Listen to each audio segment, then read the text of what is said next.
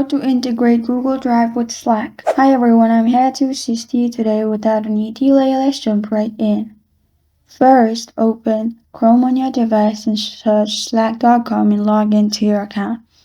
After you've logged into your account, click on the channel on the left side you want to integrate with Google Drive.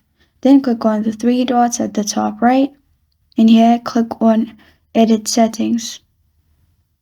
After you click on Edit Settings in here, click on Integration. Then click on Add an App. After you click on Add an App, it will lead you to this page. Here, click on Install in Google Drive.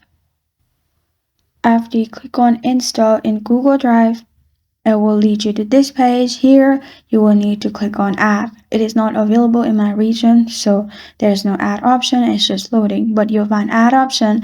And after you click on the Add option, you can go back to Slack and Google Drive will be there. This is how to integrate Google Drive with Slack.